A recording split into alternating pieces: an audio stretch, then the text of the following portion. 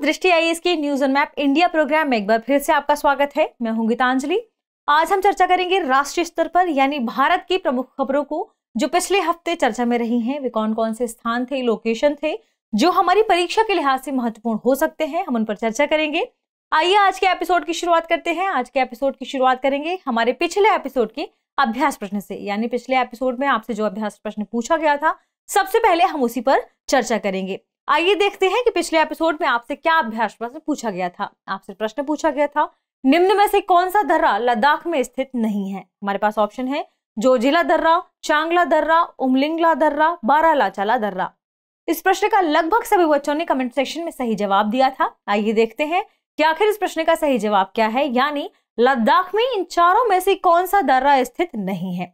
सबसे पहले देखेंगे मैप में लद्दाख के संदर्भ में, तो देखिए यह जो रीजन आपको दिखाई दे रहा है यह लद्दाख वाला रीजन है और लद्दाख वाले रीजन में ही हम देखेंगे किसे कि कौन कौन से दर्रे स्थित हैं। हम हमारे ऑप्शन के मुताबिक यदि बात करें तो देखिए जोजिला, चांगला और उमलिंग ये तीनों दर्रे लद्दाख में स्थित हैं। इनकी लोकेशन देखिए, यहाँ पर है चांगला जो कि लद्दाख में ही है, उमलिंगला जो कि यह भी लद्दाख में ही है। वही बात करें जोजिला की तो यह भी लद्दाख के अंदर ही आता है, जबकि यहाँ पर बारालाचाला दर्रा लद्दाख में स्थित नहीं है। यह है बारालाचाला दर्रा जिसकी लोकेशन कहाँ पर है, देखिए हिमाचल प्रदेश में, यानी यह कहाँ पर स्थित है, हिमाचल प्रदेश में। इस प्रश्न का सही जवाब क्या हो जाएगा कि यहाँ बारालाचाला दर्रा यानी ऑप्शन डी, यह लद्दाख में स्थित नहीं है, यह स्थित है हिमाचल प्रदेश में। ठीक है, तो इस प्रश्न का सही जवाब क्या होगा, ऑप्शन डी। चलिए बढ़ते हैं और देखते हैं हमारे अगले प्रश्न को, उसकी खबर को। खबर है, हाल ही में हुई भारी वर्षा के कारण कई बांधों का जलस्तर बढ़ गया है, जिसके कारण उन्हें पानी छोड़ने की सलाह दी जा रही है। इस वजह से भारत के बांध एक बार फिर सुर्खियों में आ जाते हैं। आइए जानते हैं हमारे प्रश्न को। प्रश्न है, निम्न युग्मों पर विचार कीजिए। आपको एक तरफ बांध दिए हुए हैं, दूसरी तरफ संबंधित राज्य। आपको बताना है कि इनमें से कौन सा सुमेलन सही नहीं है। ध्यान रखिएगा ऑप्शन में क्या क्या है। देखिए भाखड़ा नागल बांध हिमाचल प्रदेश, सरदार सरोवर बांध गुजरात, हीराकुंड बांध ओडिशा। आपको बताना है निम्नलिखित में से कौन सा से युग्म सही सुमेलित नहीं है। केवल एक, केवल दो, एक और तीन या सभी सुमेलित हैं। सबसे पहले इस संदर्भ में हम जानेंगे भारत के बांधों के बारे में कि भारत में ये तीन बांध कहाँ पर स्थित हैं। फिर आप बता पाएंगे वाकई कि इनमें से सही सुमेलन कौन सा है और कौन सा नहीं। आइए देखते हैं इसे भारत के मैप में। सबसे पहले चर्चा करेंगे भाखड़ा नागल बांध के संदर्भ में, क्योंकि हमारा पहला ऑप्शन वही है। यदि बात करें भाखड़ा नागल बांध के संदर्भ में तो देखिए यहाँ पर है भाखड़ा नागल बांध जो कि कहाँ पर स्थित है, हिमाचल में।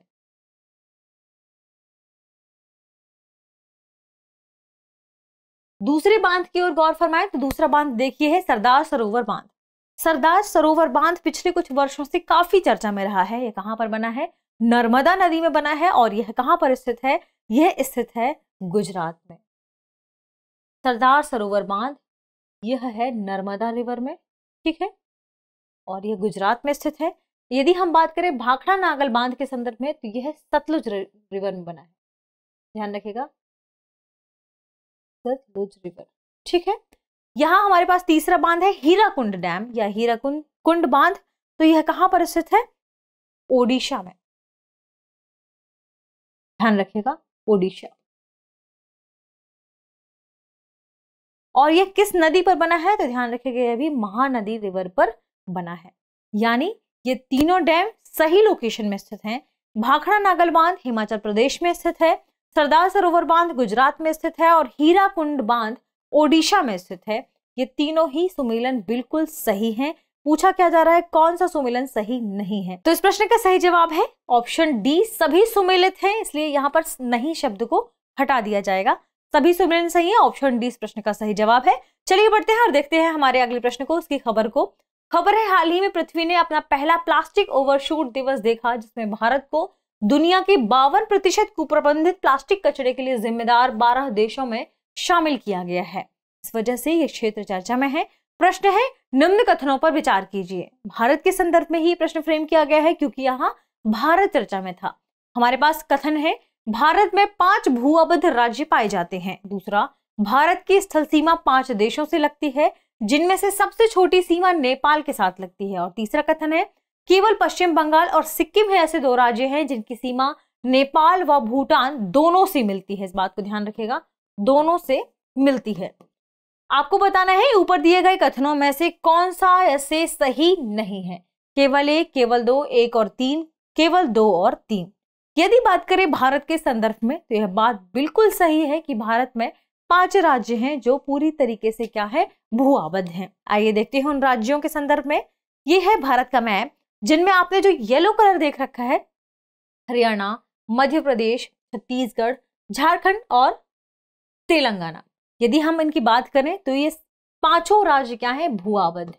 इस तरह यहाँ पहला कथन क्या हो जाता है, सही हो जाता है। अगले कथन पर गौर फरमाएं। भारत की स्थल सीमा 5 देशों से लगती है, जिनमें से सबसे छोटी सीमा नेपाल के साथ लगती है। आइए यह भी देख लेते हैं भारत की स्थल सीमा वाले मैप को। यह है भारत की वह सीमा जो स्थलीय राज्यों से या स्थल से लगती है। इनकी क्रम से देखिए, पहली सीमा यह आगे बढ़ रही है पाकिस्तान के साथ, जो कि 1 हो जाएगा। दूसरी है अफगानिस्तान के साथ, यानी दूसरा देश हो जाएगा। तीसरी है चाइना के साथ, चौथी देखिए नेपाल के साथ, 5वीं भूटान के साथ और 6वीं देखिए यहां से आगे बढ़ेगी म्यांमार के साथ, 7वां है बांग्लादेश। यानी आप कह सकते हैं कि भारत 7 देशों के साथ अपनी सीमा लगाता है, जिसमें से सबसे छोटी सीमा लगती है भारत की अफगानिस्तान के साथ, लगभग 106 किलोमीटर। ठीक है, यानी यहां पर हमारा पहला कथन क्या हो जाएगा, दूसरा कथन क्या हो जाएगा, गलत हो जाएगा, क्योंकि सबसे छोटी सीमा अफगानिस्तान के साथ लगती है। यहां लिखा है नेपाल और इसमें लिखा है कि 5 देशों से लगती है सीमा, अंतरराष्ट्रीय सीमा। लेकिन भारत की स्थलीय सीमा कितने देशों से हमने देखी, पाकिस्तान, अफगानिस्तान, चाइना, ये हो गया 3। इसके बाद नेपाल 4, भूटान 5, यहाँ की म्यांमार 6 और बांग्लादेश 7 देशों के साथ अंतरराष्ट्रीय सीमा हम साझा करते हैं। तीसरे कथन की ओर गौर फरमाएं तो केवल पश्चिम बंगाल और सिक्किम ही ऐसे 2 राज्य हैं जिनकी सीमा नेपाल व भूटान से लगती है। तो आइए यह भी देख लेते हैं, क्या वाकई यही दोनों ऐसे राज्य हैं जिनकी सीमा किससे लगती है, नेपाल और भूटान से।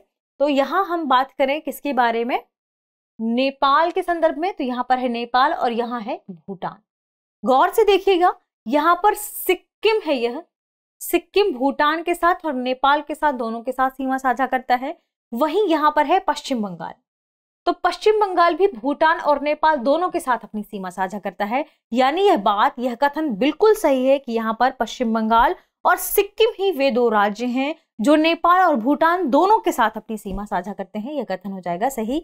यहाँ 1 और 3 कथन सही है, दूसरा कथन गलत है। इस प्रश्न का सही जवाब होगा केवल 2, ऑप्शन बी, क्योंकि क्या पूछा जा रहा है, कौन सा कथन सही नहीं है। चलिए बढ़ते हैं अगले प्रश्न की तरफ अगली खबर की तरफ। खबर जानेंगे, इसके बाद उस पर आधारित प्रश्न भी देखेंगे। हाल ही में भारतीय ईगल को यूरेशियन ईगल उल्लू से पृथक कर अलग प्रजाति के रूप में वर्गीकृत किया गया है। हमारे पास प्रश्न है, निम्न युग्मों में प्रजातीय जीव को उनके प्रमुख निवास स्थल के साथ सुमेलित कीजिए। आपके सामने एक कैटेगरी है प्रजातीय जीव की और दूसरी स्लाइड है या दूसरा साइड है निवास स्थल का। आपको यहाँ पर बताना है कि इन आधारों पर कौन सा कूट सही है। एक तरफ है जीव या प्रजाति, उनमें है ब्रेडरी बारहसिंगा, हंगुल हिरण, एक सींग वाला गेंडा, लाल पांडा। निवास स्थल के संदर्भ में आपको स्थान दिए हुए हैं जम्मू कश्मीर, असम, सिक्किम, मध्य प्रदेश। कूट में आपको बताना है निम्नलिखित में से कौन सा कूट सही सुमेलित है। बात करें यदि ब्रेडरी बारहसिंगा के संदर्भ में, हम सभी जानते हैं क्योंकि भारत विविधताओं भरा देश है और अलग अलग राज्यों की खास विशेषताएं हैं, वहां पर खास जीव जंतु पाए जाते हैं। बात करें ब्रेडरी बारहसिंगा के संदर्भ में, तो हमने हमारे पिछले एपिसोड में चर्चा की थी कि मध्य प्रदेश राज्य बारहसिंगा के लिए काफी फेमस है। उसने अपना पहला शुभंकर जारी किया था जिसपे उन्होंने बारहसिंगा भी नाम लिखा था। आइए देखें इन्हें भारत के संदर्भ में। तो देखिए, यदि बात करें ब्रेडरी बारहसिंगा के बारे में तो यह है मध्य प्रदेश में और मध्य प्रदेश भारत के बिल्कुल बीचों बीच है और यहाँ पर है यह बारहसिंगा। दूसरा है हंगुल हिरण। यदि बात करें हंगुल हिरण के संदर्भ में तो ये जम्मू कश्मीर की प्रमुख प्रजाति है या जम्मू कश्मीर में पाई जाती है। यहाँ पर है हंगुल हिरण।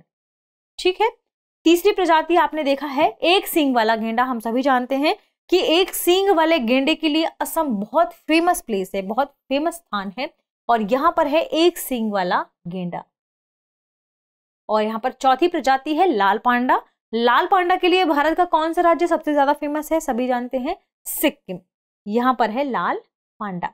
ठीक है, यानी यदि हम बात करें इन सभी सुमेलन के संदर्भ में, तो ब्रेडिरी बारहसिंगा है मध्य प्रदेश यानी डी, हंगुल हिरण है जम्मू कश्मीर यानी ए, इसके बाद एक सींग वाला गेंडा असम यानी ऑप्शन बी, और इसके बाद बात करें लाल पांडा की तो ये कहां पर है? सिक्किम में यानी सी।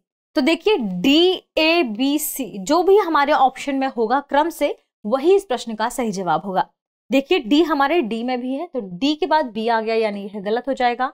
फिर डी ऑप्शन यहां भी है, डी के बाद होना चाहिए ए, यहां सी है तो यह भी गलत हो गया। ऑप्शन ए में आ रहा है डी ए बी सी जो कि सही क्रम है यानी ऑप्शन ए इस प्रश्न का सही जवाब होगा। चलिए बढ़ते हैं अगले प्रश्न की तरफ और अगले प्रश्न की खबर देखते हैं। खबर है, हाल ही में 7 अगस्त को देश भर में राष्ट्रीय हथकरघा दिवस मनाया गया। निम्न युग्मों पर विचार कीजिए। हमारे पास ऑप्शन में क्या है? एक तरफ साड़ी दी हुई है और दूसरी तरफ उससे संबंधित स्थान। आपको बताना है कि निम्न में से कौन सा से युग्म सही सुमेलित नहीं है। ठीक है, केवल 1, केवल 2, 4, केवल 1, 3 सभी सुमेलित हैं। ऑप्शन में हमारे पास क्या क्या दिए हुए हैं देखिए। साड़ियों के संदर्भ में है जामदानी साड़ी, अपातानी साड़ी, इकत साड़ी या पोचमपल्ली साड़ी। इनके सामने लोकेशन है पश्चिम बंगाल, अरुणाचल प्रदेश, ओडिशा, आंध्र प्रदेश। आपको बताना है इनमें से कौन सा सुमेलन सही है। बात करें यदि हम इन साड़ियों के संदर्भ में और भारत के मैप में कि ये कहाँ पाए जाते हैं, तो इनके लिए देखना होगा हमें भारत का मैप। बात करें इन साड़ियों के बारे में, चूंकि राज्य में कौन कौन सी साड़ियां हैं ये जानना हमारे लिए जरूरी है सांस्कृतिक लिहाज से, और साथ में ये भी कि यूपीएससी कई बार ऐसे प्रश्न फ्रेम कर देता है कि कौन सी सिल्क कहाँ पाई जाती है, कौन सा स्थान किन साड़ियों के लिए अधिक फेमस है। ऑप्शन में हमने देखा था पश्चिम बंगाल, अरुणाचल प्रदेश, ओडिशा और आंध्र प्रदेश की चर्चा में है। ऑप्शन में जामदानी साड़ी है, अपातानी साड़ी है, इकत साड़ी और पोचमपल्ली साड़ी। आइए देखते हैं सबसे पहले जामदानी साड़ी के संदर्भ में। इसकी मैप में लोकेशन यदि हम बात करें तो इसके बारे में जामदानी साड़ी के संदर्भ में तो यह है पश्चिम बंगाल में। ठीक, इसी में आगे बढ़िए, यहां पर है ओडिशा में ही पाई जाती है इकत साड़ी, और भी साड़ियां हैं कोसा, तुषार। अब बात करें और भी ऑप्शन के बारे में, हमारे पास 2 साड़ियां और हैं, कौन कौन सी? पोचमपल्ली और अपातानी। आइए देख लेते हैं ये कहां पर है। पोचमपल्ली के बारे में बात करें और अपातानी के बारे में बात करें तो ये भारत के अन्य राज्यों, जैसे सबसे पहले बात करते हैं पोचमपल्ली के बारे में, तो यहां पर हमारे ऑप्शन में है आंध्र प्रदेश में पाई जाती है पोचमपल्ली साड़ी। ठीक है, और हमारे पास एक और ऑप्शन है क्या? अपातानी साड़ी। आइए देखते हैं ये कहां पर है। अपातानी के बारे में देखिए, यह है अरुणाचल प्रदेश में। अरुणाचल प्रदेश की बहुत ही फेमस साड़ी है अपातानी। यह एक क्या है? ट्राइब भी है और इनकी बुनाई की कला को ही कहा जाता है अपातानी। ठीक है, इस तरह यदि हम बात करें इनके सही सुमेलन के संदर्भ में तो ये चारों ही स्थान अपनी साड़ी के संदर्भ में सही सुमेलित है। यानी जामदानी साड़ी पश्चिम बंगाल में पाई जाती है, अपातानी साड़ी अरुणाचल प्रदेश में पाई जाती है, इकत साड़ी ओडिशा और पोचमपल्ली साड़ी आंध्र प्रदेश, खासकर तेलंगाना में। यानी यहाँ पर चारों सुमेलन सही है, तो ऑप्शन डी सभी सुमेलन सही है, ये इस प्रश्न का सही जवाब होगा। चलिए बढ़ते हैं अगली खबर की तरफ। अगली खबर है, हाल ही में NHAI ने राजमार्ग यात्रा ऐप लॉन्च किया है, national highway authority of India. इसने राजमार्ग को लेकर एक यात्रा ऐप लॉन्च किया है। निम्न युग्मों पर विचार कीजिए। आपको बताना है कि इनमें से कौन सा सुमेलन सही नहीं है। हमारे पास ऑप्शन है पूर्व पश्चिम गलियारा पोरबंदर से सिलचर, दूसरा है उत्तर दक्षिण गलियारा उधमपुर से सालेम तक, और तीसरा है स्वर्णिम चतुर्भुज जिसमें दिल्ली, गांधीनगर, कोलकाता और चेन्नई शामिल हैं। आपको बताना है निम्न में से कौन सा से युग्म सही सुमेलित नहीं है। ऑप्शन है केवल 1, केवल 2, 1 और 3, यह सभी सुमेलन सही है। सबसे पहले बात करें भारत के संदर्भ में, तो हम सभी जानते हैं भारत में एक स्वर्णिम चतुर्भुज मौजूद है जो कि सड़क मार्ग को संदर्भित करता है। वहीं मौजूद है पूर्व पश्चिम गलियारा और उत्तर दक्षिण गलियारा। आइए जानते हैं कि ये भारत में कहां से शुरू होते हैं और कहां इनकी एंडिंग पॉइंट है या कहां पर ये खत्म होते हैं। बात करें पूर्व पश्चिम गलियारा के संदर्भ में, देखिए सबसे पहले जानेंगे पूर्व पश्चिम गलियारा। तो यह पोरबंदर से शुरू होता है गुजरात में और आगे बढ़ता है इसी क्रम में, और आगे जाकर कहां पर खत्म होता है? सिलचर में। ठीक है, ध्यान रखिएगा। ये है पूर्व पश्चिम गलियारा। अगला है उत्तर दक्षिण गलियारा। तो यह भारत में श्रीनगर से शुरू होता है और आगे बढ़ता हुआ जाता है, कहां तक जाता है ध्यान रखेगा, यह भी कन्याकुमारी तक। ठीक है, तो यह है भारत का उत्तर दक्षिण गलियारा। बात करें स्वर्णिम चतुर्भुज की, तो स्वर्णिम चतुर्भुज शुरू होता है दिल्ली से, यह आगे बढ़ता है गांधीनगर, उसके बाद यह चेन्नई तक जाता है और चेन्नई के बाद कोलकाता से होकर वापस दिल्ली चला जाता है, और यही है स्वर्णिम चतुर्भुज। यानी यहाँ यदि हम बात करें हमारे सुमेलन के संदर्भ में, हमारे पास जो ऑप्शन दिए हुए हैं कि कौन सा सही है, तो पूर्व पश्चिम गलियारा हमने देखा पोरबंदर से सिलचर तक बिल्कुल सही था। उत्तर दक्षिण गलियारा हमने देखा था श्रीनगर से कन्याकुमारी तक, यहाँ यह गलत हो जाएगा। स्वर्णिम चतुर्भुज के संदर्भ में चारों लोकेशन सही थी, दिल्ली, गांधीनगर, कोलकाता और चेन्नई। तो कौन सा सुमेलन सही नहीं है? ऑप्शन बी, यानी केवल 2 सुमेलन सही नहीं है, यह इस प्रश्न का सही जवाब है। चलिए बढ़ते हैं हमारे अगले प्रश्न की तरफ, और उसकी सबसे पहले देखेंगे खबर है हाल ही में बिहार सरकार ने घोषणा की है कि वह गैंडा संरक्षण योजना को फिर से शुरू करने के लिए राइनो टास्क फोर्स का गठन करेगी। इस वजह से गैंडा संरक्षण ये क्षेत्र लोकेशन चर्चा में आ जाती है। प्रश्न है, निम्न कथनों पर विचार कीजिए। राजमहल पहाड़ियां बिहार के पूर्वी भाग में पाई जाती हैं। दूसरा, सोन नदी बिहार में गंगा नदी से मिलती है। और तीसरा, बिहार की सीमा नेपाल और बांग्लादेश दोनों देशों से मिलती है। आपको बताना है ऊपर दिए गए कथनों में से कौन सा से सही है और है। केवल एक, केवल दो, एक और दो दोनों, ना तो एक और ना ही दो। सबसे पहले बात करें यदि हम राजमहल की पहाड़ियों के संदर्भ में, क्या वाकई ये बिहार के पूर्वी भाग में पाई जाती हैं? क्या सोन नदी बिहार में गंगा नदी से मिलती है? तो आइए देख लेते हैं। बात करें राजमहल की पहाड़ियों के संदर्भ में, तो आप देख पा रहे होंगे यह है मैप, जहां यदि देखें तो यह है झारखंड की लोकेशन और यहां पर है बिहार। देखिए, झारखंड के पूर्वी हिस्से में है राजमहल की पहाड़ियां, या कहें पूर्वोत्तर हिस्से में है राजमहल की पहाड़ियां, यानी यहां पहला कथन हो जाएगा गलत। दूसरा, सोन नदी बिहार में गंगा नदी से मिलती है। आप इसी में देख पा रहे होंगे सोन नदी आगे बढ़ती है और यह पटना से थोड़ा यहाँ पर देखिए यह गंगा नदी में मिल जाती है बिहार में, यानी इस प्रश्न का बिल्कुल सही जवाब है दूसरा कथन, यह है सही। अगली है, बिहार की सीमा नेपाल और बांग्लादेश दोनों देशों से मिलती है। आइए इसे भी देख लेते हैं।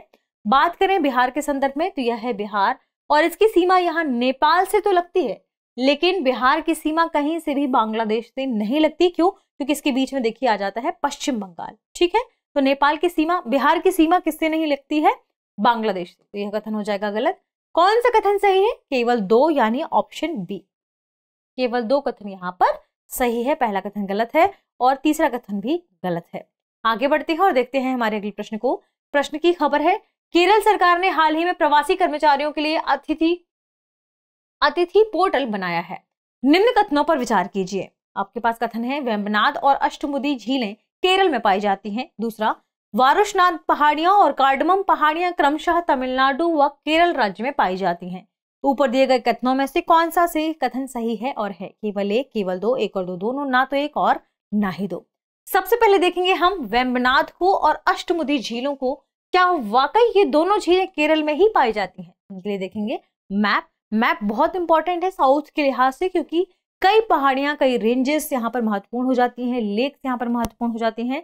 अष्टमुदी और वेम्बनाड के संदर्भ में यदि हम बात करें तो देखिए यह है केरल वाला रीजन और यहाँ पर ही है वेम्बनाड लेक जो कि यहाँ पर है, और दूसरी है अष्टमुदी लेक। देखिए यहाँ पर है यह अष्टमुदी लेक, और यहाँ कहाँ पर है? केरल के संदर्भ में, यानी ये केरल में ही पाई जाती है।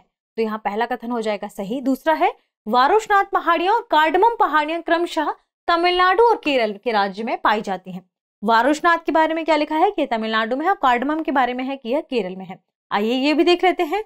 बात करें सबसे पहले तमिलनाडु के संदर्भ में पूछा गया है, यहाँ पर है तमिलनाडु की लोकेशन, आप देख पा रहे होंगे। यहाँ कहा जा रहा है किसके बारे में? वारुशनाथ के बारे में। यह है वारुशनाथ बिल्कुल सही बात है, कहाँ पर है? तमिलनाडु में। और इसके बाद दूसरा है कार्डमम पहाड़ियां, इसके बारे में है कि ये केरल में है। आइए देख लेते हैं। तो देखिए यहाँ है कार्डमम हिल्स, ठीक, और यह केरल में है। यहाँ पर दूसरा कथन भी क्या हो जाएगा? सही हो जाएगा। दोनों की लोकेशन भी सही है, यानी इस प्रश्न का सही जवाब क्या है? Option C. 1 और 2 दोनों ही कथन बिल्कुल सही है। चलिए बढ़ते हैं अगले प्रश्न की तरफ, जो कि आपके लिए अभ्यास प्रश्न है। इसका जवाब आपको कमेंट सेक्शन में देना है। प्रश्न है, डिब्रूगढ़ वन्यजीव अभ्यारण्य को हाल ही में किसी भी मानव बस्ती से पूरी तरह मुक्त कर दिया गया है। यह कहाँ स्थित है? ऑप्शन है असम, ओडिशा, झारखंड, बिहार। इस प्रश्न का सही जवाब कमेंट सेक्शन में देना ना भूलें। मिलते हैं हमारे अगले एपिसोड में, तब तक रिवीजन करते रहिए, पढ़ते रहिए और जरूर बताइएगा कि ये सेशन कैसा रहा। मिलते हैं हमारे अगले एपिसोड में। शुक्रिया।